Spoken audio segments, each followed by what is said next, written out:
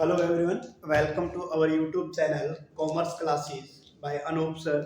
आज जो हम टॉपिक करने वाले हैं कैपिटल स्ट्रक्चर के अंदर वो है Modigliani and Miller approach. इससे पहले हम अपने प्रीवियस वीडियो में कैपिटल स्ट्रक्चर क्या होता है, इसके अलावा एनआई अप्रोच, एनओआई अप्रोच और ट्रेडिशनल अप्रोच के बारे में बता चुके हैं। तो आज का अपना मोस्ट इंपॉर्टेंट टॉपिक है Modigliani and Miller approach. Maximum chance होते हैं कि अगर आप प्रीवियस ईयर के पेपर उठा के देखोगे तो इसी से क्वेश्चन बनते हैं। तो आज हम करने वाले हैं Modigliani and Miller approach. देखिए, Modigliani and Miller approach में जो एमएम है उसने विदाउट टैक्स और विद टैक्स दो तरह की अपनी अजम्पशंस दी है कैपिटल स्ट्रक्चर और वैल्यू ऑफ फर्म को लेकर। तो अगर कैपिटल स्ट्रक्चर में चेंज करते हैं तो फर्म की वैल्यू या ओवरऑल कॉस्ट पर कोई इफेक्ट नहीं पड़ता। तो ये तो इसने बताया है विदाउट टैक्स में। किसने बताया है? विदाउट टैक्स में। और अगर हम कैपिटल स्ट्रक्चर में चेंज करते हैं उससे फर्म की वैल्यू और ओवरऑल कॉस्ट ऑफ कैपिटल पर इफेक्ट पड़ता है, ये बताया है इसने विद टैक्स के अंदर। तो आप ये मान लो समझने के लिए, अगर फिर से कनेक्ट करूं कि जो एनआई अप्रोच है, ठीक है, या फिर एनओआई अप्रोच है, ये क्या थी? रेलिवेंट, और ये थी इररेलेवेंट। रेलिवेंट क्या होता है कि कैपिटल स्ट्रक्चर में चेंज करने से, कैपिटल स्ट्रक्चर मींस डेब्ट और इक्विटी की जो रेशियो है उसमें चेंज करने से फर्म की वैल्यू और ओवरऑल कॉस्ट ऑफ कैपिटल पर इफेक्ट पड़ता है, तो रेलेवेंट नहीं पड़ता तो इररेलेवेंट। तो ये जो हमने पढ़ चुके हैं पहले, ये हम करके आ चुके हैं। अब इसी में अगर हम बात करते हैं MM approach without tax, sorry ये तो विद टैक्स आ जाएगा और ये आ जाएगा विदाउट टैक्स, ठीक है। तो ये एमएम अप्रोच विद टैक्स और विदाउट टैक्स। तो प्रीवियस ईयर के पेपर में पूछा गया है बहुत बार कि अगर एमएम अप्रोच विद टैक्स है तो किस अप्रोच के इक्वल है? तो आप बोलोगे एनआई के। और अगर विदाउट टैक्स है तो किसके इक्वल है? तो एनओआई के। तो ये सिंपल सा था, ये आपको याद रखना है। किसने दिया था ये? मोदी गिलानी एंड मिलर ने। कब दिया था? 1958 में अप्रोक्सीमेट, आप चेक कर लेना थोड़ा, ठीक है। तो ये हो जाएगा।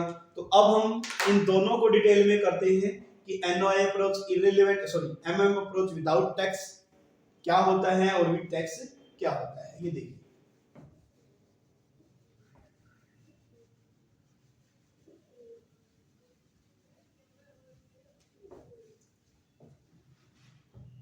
सबसे पहले बात करते हैं हम एमएम अप्रोच विदाउट टैक्स।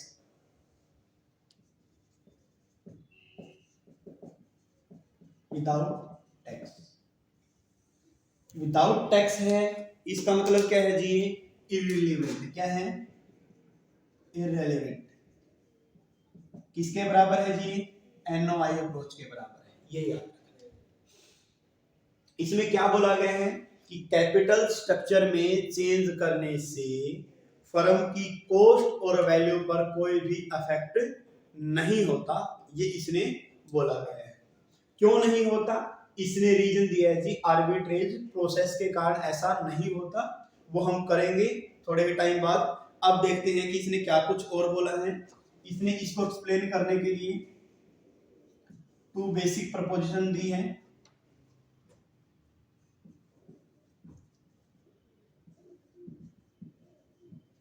क्या दिया है? टू बेसिक प्रपोजिशंस दी है। पहला आता है प्रपोजिशन 1 और प्रपोजिशन 2, हम ये पढ़ेंगे। Preposition 1, preposition 2।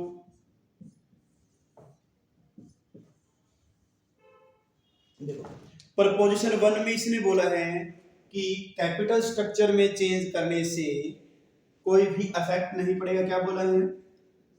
कैपिटल स्ट्रक्चर में, change in capital structure, change in capital structure, ठीक, इफेक्ट नहीं डालता किसके ऊपर? ओवरऑल कॉस्ट ऑफ कैपिटल और आपका value of the firm. Change in capital structure does not affect the effect किस पर? On overall cost of capital and value of the firm, ये इसने माना है प्रपोजिशन 1 में। नेक्स्ट पहला पॉइंट। सेकंड पॉइंट प्रपोजिशन 1 में बोला है कि मार्केट वैल्यू गिवन होती है, तो total market value of the firm is given. Total market value of A firm is given, ये गिवन होती है मार्केट वैल्यू। नेक्स्ट में इसने क्या बोला है कि आप इस मार्केट वैल्यू को कैसे निकालोगे, value means market value means V कर देता हूं मैं, इसको कैसे निकालोगे, तो आप बोलोगे सर एनओआई इसके सिमिलर है जी एनओआई के, तो जो ईबीटी यानी कि earning before interest and tax, तो जो ये प्रॉफिट होता है इसको आप ओवरऑल कॉस्ट से डिवाइड कर दो, किससे डिवाइड कर दो, ओवरऑल कॉस्ट से, तो फर्म की वैल्यू निकल आएगी। ये याद रखना है। यह एक दूसरा तरीका और है फर्म की वैल्यू निकालने का। एस का मतलब यहाँ पर इक्विटी शेयर प्लस में बी का मतलब यहाँ पर डेब्ट के रिगार्डिंग, तो डेब्ट और इक्विटी दोनों की अलग अलग वैल्यू निकालो, उनको ऐड कर दो तो फर्म की वैल्यू निकल आएगी। तो ये था आपका सिंपल सा इसमें, ठीक है। इसके अंदर क्या बोला गया है, ऐसा क्यों होता है कि जी ये आप जो फर्म की वैल्यू है ये गिवन है या कोई इफेक्ट नहीं पड़ता, ऐसा क्यों होता है, क्योंकि जी सेम बिजनेस रिस्क क्लास होती है कि degree same degree of financial risk, ऐसा होता है। इसका रीजन भी दे रखा है, बिकॉज ऑफ सेम, यहां लिख देता हूं थोड़ा समझ में आ जाए, because of same degree of financial risk.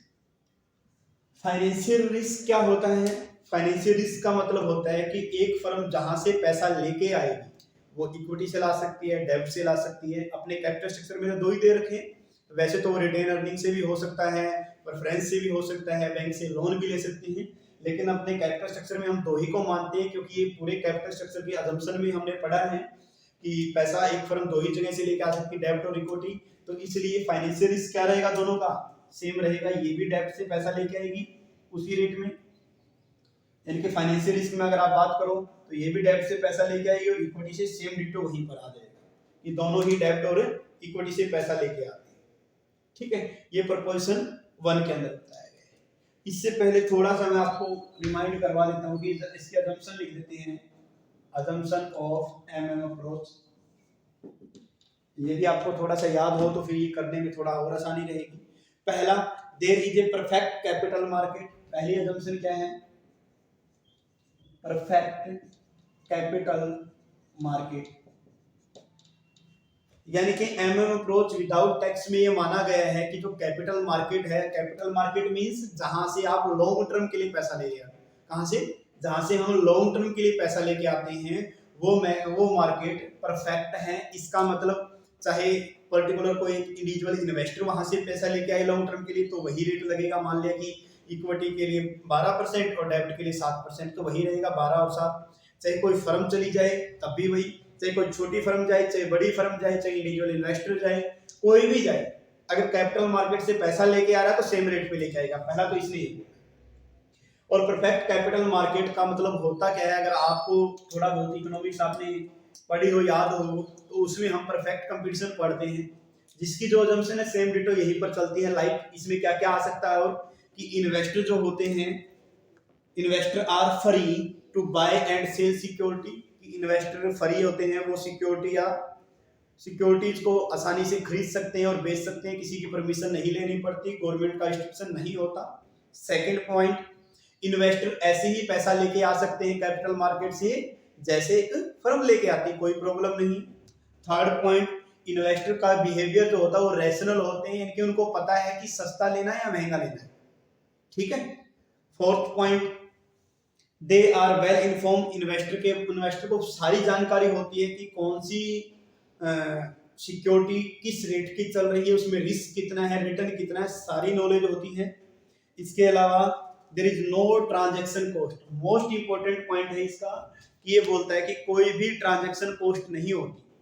अब ट्रांजैक्शन कॉस्ट का मतलब होता है कि जब आप कैश को सिक्योरिटी में कन्वर्ट करते हो या फिर सिक्योरिटी को कैश में कन्वर्ट करते हो तो आपको कुछ न कुछ कमीशन देना पड़ता है, लेकिन इस थ्योरी में ये अजम्पशन मानी गई कि ऐसा कुछ नहीं होता, हम फ्री में ही कैश को सिक्योरिटी में कन्वर्ट करा सकते हैं और सिक्योरिटी को कैश में कन्वर्ट करा सकते हैं।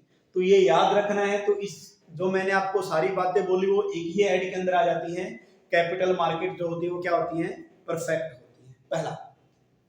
दूसरा, होमोजीनियस रिस्क क्लास।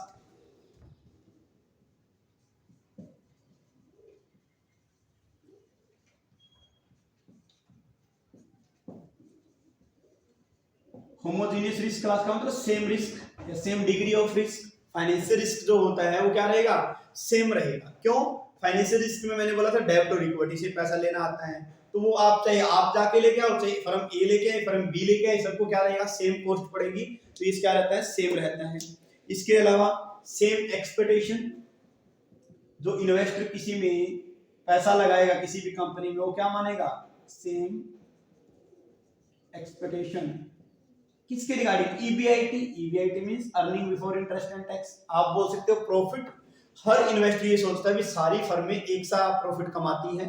क्यों, क्योंकि सारी फर्में जो पैसा मार्केट से लेके आएगी वो सेम रेट पे लेके आती है, उससे जो प्रोडक्शन करके बेचेगी सेम रेट पे बेचेगी, तो इसलिए सभी फर्मों का प्रॉफिट भी क्या होगा, सेम ही होगा। Fourth point, dividend pay out ratio 100%। 100% dividend pay out ratio. इसका मतलब होता है कि जी जितना भी आपने प्रॉफिट कमा लिया, जितना भी प्रॉफिट कमा लिया, वो या तो डेब्ट को देंगे या इक्विटी को देंगे। तो इसका मतलब क्या है कि आप अगर इक्विटी से पैसा लिया है तो सारा का सारा पैसा आप इक्विटी शेयरहोल्डर को दे दोगे, कुछ भी रिटेन नहीं करेंगे। इक्विटी शेयरहोल्डर को डिविडेंड के रूप में हम दे देंगे अगर हमने सिर्फ इक्विटी से पैसा लिया है तो। नेक्स्ट वन, इसके बाद नो कॉर्पोरेट टैक्स, क्योंकि हम पढ़ क्या रहे हैं, विदाउट टैक्स, तो इसलिए यहां पर लिखेंगे नो कॉर्पोरेट टैक्स, भी किसी भी तरह का टैक्स वगैरह नहीं लगता। तो ये इसकी अजम्पशन है। सबसे पहले आपको ये करना है कि एमएम अप्रोच विदाउट टैक्स हम पढ़ने वाले हैं, इररिलेवेंट होती है। इसके अंदर एनओआई अप्रोच के इक्वल होती है। दो तरह की प्रपोजल है, प्रपोजल 1, प्रपोजल 2। उसके बाद हमने ये अजम्पशन पढ़नी है सारी की सारी। फिर प्रपोजल 1 में हमने क्या किया, change in capital structure, market value given होती है, कैसे निकालते हैं, ठीक है। मार्केट वैल्यू कैसे निकालोगे जी आप, इसने बोला कि मार्केट वैल्यू हम जो निकालते हैं कि जो आपके पास आया है एनओआई, इसको कैपिटलाइज कर देते हैं किसे, कॉस्ट ऑफ ओवरऑल कॉस्ट। हमने क्या किया यहाँ पर एनओआई यानी कि प्रॉफिट को कैपिटलाइज कर दिया है किससे, कॉस्ट से। तो हमें ये पता है कि कॉस्ट इतनी है, हमें ये पता है कि प्रॉफिट इतना है, तो हम नहीं निकाल सकते क्या वैल्यू कितनी है, तो निकाल सकते हैं। लाइक अगर मैं आपको बोलूं कि आपको हर साल 1 लाख रुपया मिलता है 10% रेट से, किस रेट से मिलता है, 10% से रेट से, तो आपने कितना पैसा लगाया होगा। अगर मैंने आपको क्या बोला कि आपको 1 लाख रुपया मिलता है एक साल में और एट द रेट 10% से, तो यानी कि कोई चीज ऐसी थी जिसका 10% किया तो 1 लाख आ गया। यानी कि मान लेंगे यहाँ पर मैं मान लेता हूँ x, इसका आपने 10% किया तो यहाँ पर कितना आ गया, 1 लाख आ गया, ठीक है। ठीक है, तो यहाँ पर क्या करेंगे, x रह जाएगा, उस साइड क्या हो जाएगा, 1 लाख इंटू 100 डिवाइड बाय में। तो यहाँ पर आसानी से आप निकाल सकते हो कि जी आपने अगर 10 लाख रुपए लगाए हैं तो आपको हर साल 1 लाख रुपए मिलेगा। ये क्या है, ये फर्म की वैल्यू तो है, इसी को हम क्या बोलते हैं, कैपिटलाइज करना। क्या बोलते हैं, कैपिटलाइज करना, ठीक है। ऐसे ही फर्म की वैल्यू कैसे निकाल दी जी, प्रॉफिट गिवन है, रेट गिवन है, तो कैपिटलाइज हमने निकाल दी, हो जाएगा। तो ये सिंपल है, बस मल्टीप्लाई 100 कर दोगे तो इसका नीचे रेट आ जाएगा। लाइक अगर मैं इसको 10% मानता हूँ, ऊपर 100 हो जाएगा, प्रॉफिट कितना देर का वो आ जाएगा, बस सिंपल सा तो है। तो ऐसा भी नहीं कि आपको फॉर्मूला का रट्टा वगैरह लगाना पड़े, तो ये तब भी आ जाएगा, ठीक है। तो ऐसा करके आपने क्या किया, प्रोपोजिशन 1 में आपने पढ़ लिया, क्या था प्रोपोजिशन 1 में, क्या बोला गया है, यही कि कैपिटल स्ट्रक्चर में चेंज करने से फर्म की वैल्यू पर कोई इफेक्ट नहीं पड़ता। क्यों नहीं पड़ता, क्योंकि फाइनेंशियल डिग्री या रिस्क जो होता है सेम होता है, फर्म की वैल्यू गिवन होती है, निकाल सकते हैं। तो ये तो बेसिक सा था। अगर मैं बात करूं कि जी आप प्रोपोजिशन 1 को डायग्राम में बना के दिखाओ, बना देंगे जी लोग, क्या कर देंगे, ओवरऑल कॉस्ट यहाँ पर डाल देंगे कि ओवरऑल कॉस्ट क्या रहती है, कांस्टेंट रहती है, क्या रहती है, कांस्टेंट रहती है, तो फर्म की वैल्यू क्या कर देंगे ऊपर। अब ये मैं v को नीचे क्यों नहीं लिखता, क्योंकि जी वैल्यू जो कॉस्ट से ज्यादा होती है, फिर जितनी कॉस्ट लगी प्लस में कॉस्ट प्लस में एनओआई, तब जाके क्या बनती है, वैल्यू बनती है। तो ये जो गैप है ना, ये गैप, ये किसका गैप है, ये एनओआई का है, प्रॉफिट का है, किसका है, प्रॉफिट का। तो इसलिए ओवरऑल कॉस्ट से ऊपर लिखा हुआ, लेकिन दोनों को क्या मानना है, कांस्टेंट मानना है। रीजन कि कोई चेंज कर लो सर, आप डेब्ट और इक्विटी में कोई चेंज करो, फर्म की वैल्यू पर कोई इफेक्ट नहीं पड़ता, does not affect on firm की वैल्यू। तो ये आपका इसका डायग्राम हो जाएगा। तो होप सो ये आपको आ गया हो। लेकिन फिर भी अब क्वेश्चन ये आ जाए कि सर अगर मानो कि फर्म की वैल्यू में चेंज कर दे, तो भाई आपने माना कि फर्म की वैल्यू में चेंज नहीं होता, लेकिन अगर मैं चेंज करना चाहूं तो क्या होगा, तो मैंने बोला फिर भी कुछ इफेक्ट नहीं पड़ेगा। तो आपने बोला सर करके दिखाओ, तो मैंने बोला ऐसा इफेक्ट नहीं पड़ेगा। रीजन क्या है कि प्रपोजिशन 1 के थ्रू हम पढ़ते हैं आर्बिट्रेज प्रोसेस। क्या पढ़ते हैं,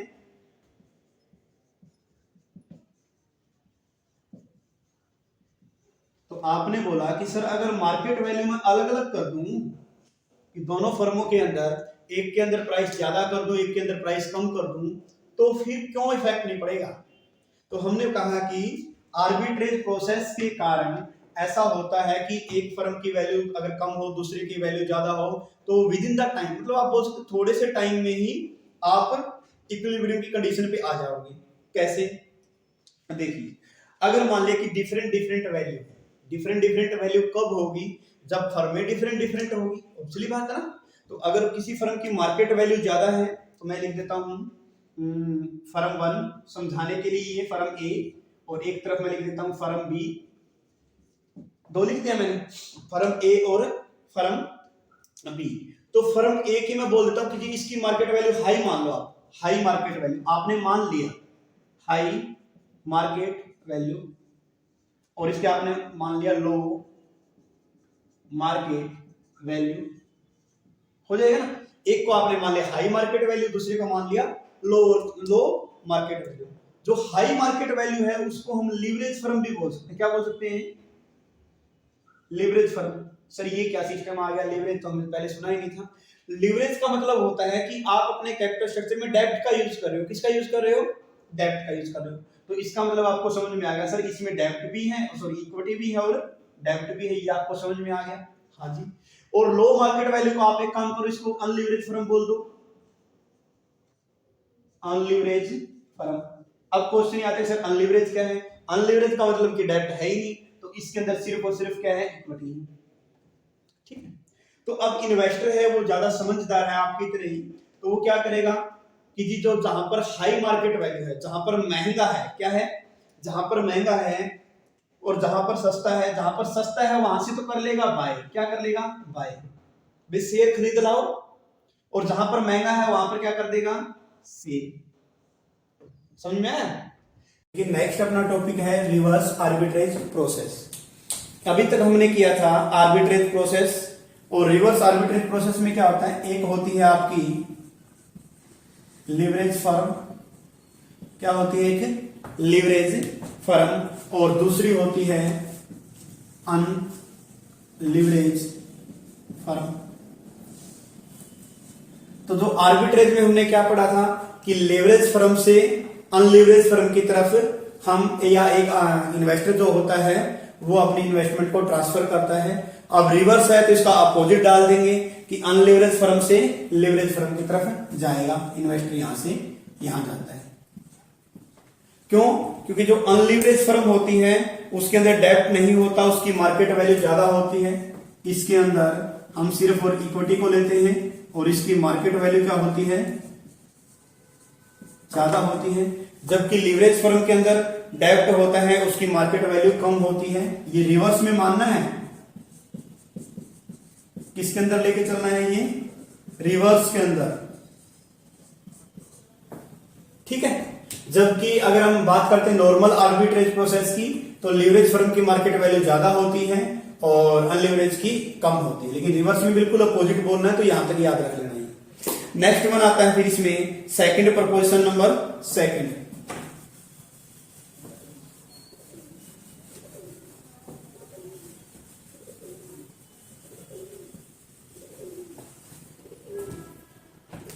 प्रपोजिशन सेकंड,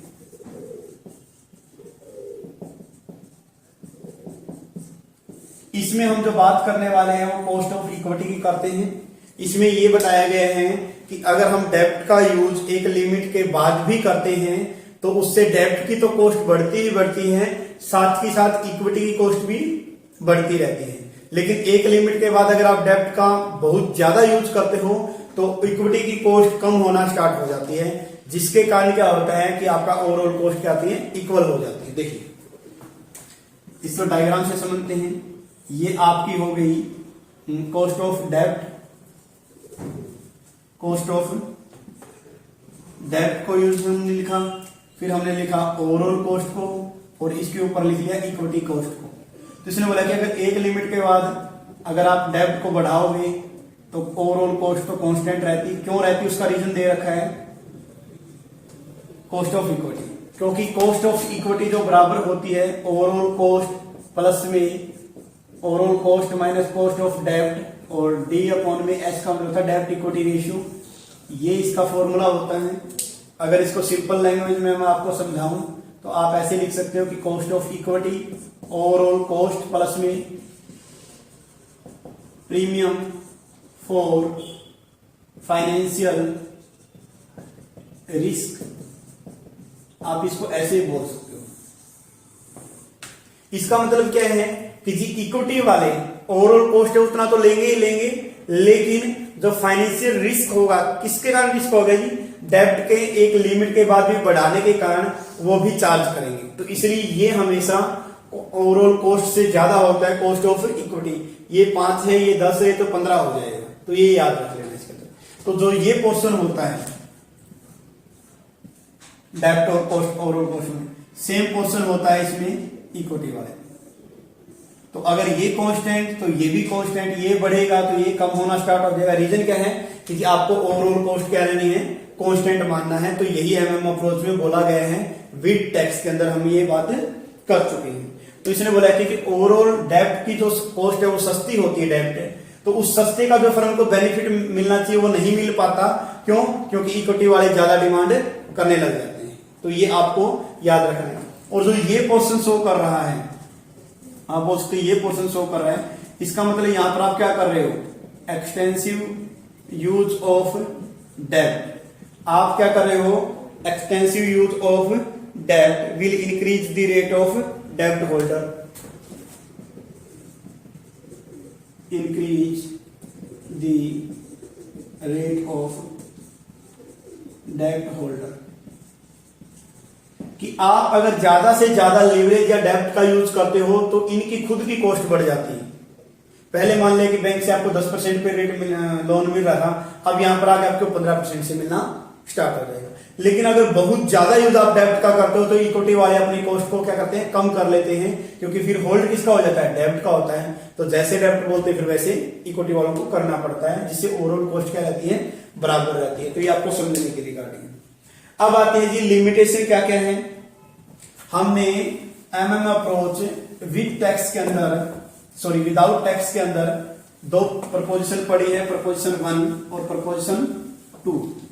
अब हम पढ़ने वाले हैं कि जी जो विदाउट टैक्स है उसकी लिमिटेशन क्या है। पहली बात है कि जी विदाउट टैक्स में ओवरऑल कॉस्ट जो होती है और फर्म की वैल्यू है, कोई इफेक्ट नहीं पड़ता, चाहे आप कैपिटल स्ट्रक्चर में कितना भी चेंज कर लो। क्यों ऐसा क्यों होता है कि कोई इफेक्ट नहीं पड़ता, सर आर्बिट्रेज प्रोसेस के कारण। तो प्रीवियस ईयर के पेपर में डायरेक्ट क्वेश्चन आया हुआ है कि फर्म की वैल्यू पर इफेक्ट नहीं पड़ता आर्बिट्रेज प्रोसेस के कारण। ये किस थ्योरी में बताया गया है, तो आप बोलोगे एमएम अप्रोच और विदाउट टैक्स। तो ये आपको याद रखना है। अब हम करते हैं लिमिटेशन ऑफ एमएम अप्रोच। सबसे पहली लिमिटेशन क्या है, सबसे पहले लिमिटेशन है कि rate of interest, rate of interest. कि एमएम अप्रोच में ये माना गया था कि जो रेट ऑफ इंटरेस्ट है are not same the individual और firm. Rate of interest are not same the individual and firm. कि फर्म और इंडिविजुअल के लिए सेम नहीं होगी। क्यों, जबकि इसमें की अजम्पशन में माना गया था कि चाहे फर्म बैंक से पैसा ले चाहे इंडिविजुअल पैसा ले, सबको, सॉरी बैंक क्या कैपिटल मार्केट से पैसा ले, सबको सेम रेट पे मिलता है। लेकिन ऐसा नहीं होता। रियलिटी में फर्म को ज्यादा पैसा मिल सकता है मार्केट से और सस्ता मिलता है, इंडिविजुअल को कम पैसा मिलता है और महंगा मिलता है पहले एजम्पशन। तो अजम्पशन को ही क्रिटिसाइज किया गया है, तो वही इसकी लिमिटेशन बन गई। दूसरा, homemade leverage is not a perfect substitutes. Home made, या इसको हम बोल सकते हैं personal leverage is not a perfect substitute, not a perfect substitute for corporate leverage। इसका होममेड लीवरेज का मतलब क्या होता है? मान ले कि आपने किसी कंपनी में पैसे लगा दिए, तो आप है ना ऐसी कंपनी में पैसे लगा देते हो जहां डेब्ट का यूज नहीं कर रहा, तो आपने सोचा क्यों ना मैं बैंक से लोन ले लूं, ठीक है, तो सेम में उतने पैसे कमा लूंगा फिर। लेकिन ऐसा नहीं है, इसने बोला कि कॉर्पोरेट लीवरेज में शेयर होल्डर की लायबिलिटी लिमिटेड होती है, जबकि पर्सनल लीवरेज या पर्सनल लोन में बैंक वाले आपकी पर्सनल प्रॉपर्टी भी उठा के ले जाएंगे। तो इसलिए पर्सनल लीवरेज में ज्यादा रिस्क होता है, कॉर्पोरेट लीवरेज में कम रिस्क होता है, अगर मैं बात करता हूं इन्वेस्टर पॉइंट ऑफ व्यू की। तो ये परफेक्ट सब्स्टिट्यूट्स नहीं है। थर्ड वन, कोई भी ट्रांजैक्शन कॉस्ट नहीं आएगी। क्या नहीं आएगी? No transaction cost. अभी हमने पढ़ा था कि ट्रांजैक्शन कॉस्ट आती है। क्या आती है? Transaction cost. अजम्पशन में बोला कि कोई भी ट्रांजैक्शन कॉस्ट नहीं होती। अजम्पशन में क्या बोला गया है कि कोई भी ट्रांजैक्शन कॉस्ट नहीं होती, लेकिन रियलिटी में ट्रांजैक्शन कॉस्ट होती है। क्यों होती है जी ट्रांजैक्शन कॉस्ट? कि आप जो सिक्योरिटीज हैं, क्या है सिक्योरिटीज, चाहे वो डेब्ट हो चाहे वो इक्विटी हो, उसको अगर आप डेब्ट को कैश में कन्वर्ट करते हो या इक्विटी को कैश में कन्वर्ट करते हो या कैश से इनमें दोबारा सिक्योरिटी में कन्वर्ट करते हो, तो आपको कुछ ब्रोकरेज देना पड़ता है, कुछ कमीशन वगैरह देना पड़ता है। जबकि इसके अजम्पशन में बोला गया था कि कोई ट्रांजैक्शन कॉस्ट नहीं होती, लेकिन रियलिटी में ट्रांजैक्शन कॉस्ट होती है। इसके बाद कई बार है ना, जो आपका इंस्टीट्यूशनल है वो भी रिस्ट्रिक्शन लगा देता है कि आपको पर्सनल लिवरेज लेना ही नहीं।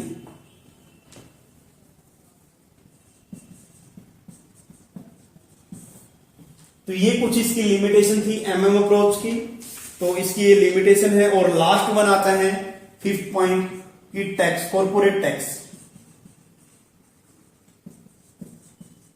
हम पढ़ रहे हैं विदाउट टैक्स में एमएम अप्रोच, तो उसकी एक लिमिटेशन है कि इसमें टैक्स को कंसीडर ही नहीं किया गया है। तो ये आपको याद रखना है कि टैक्स को कंसीडर ही नहीं किया गया है।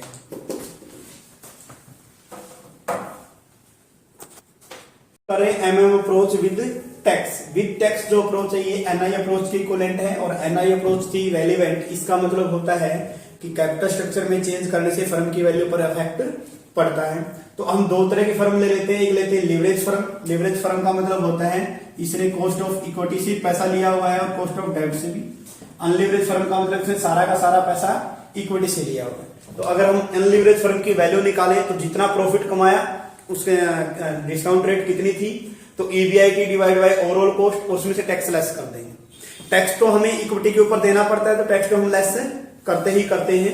ये आपका अनलिवरेज फर्म की वैल्यू आ गई। अब हम क्या करेंगे, अगर डेब्ट है तो डेब्ट की हमें टैक्स में छूट मिलती है, तो उसको दोबारा से ऐड कर देंगे। तो अगर ये वैल्यू सपोज करो कि अगर आपके पास ये वैल्यू आ गई 10,000 रुपए, कितने आ गई 10,000 रुपीज, तो यहां पर आ गया 10,000 रुपीज। और डेब्ट अगर आपने लिए 2,000 के, तो 2,000 वापिस आपको मिल जाएंगे टैक्स की छूट में, तो ये वैल्यू कितनी हो जाएगी 12,000 रुपीज। तो देखो लिवरेज फर्म की वैल्यू 12,000 रुपए, अनलिवरेज की वैल्यू 10,000 रुपए। तो इसलिए डेब्ट अगर किसी कैपिटल स्ट्रक्चर में है तो उस फर्म की वैल्यू ज्यादा होती है, जिस फर्म में डेब्ट नहीं है उस फर्म की वैल्यू कम होती है।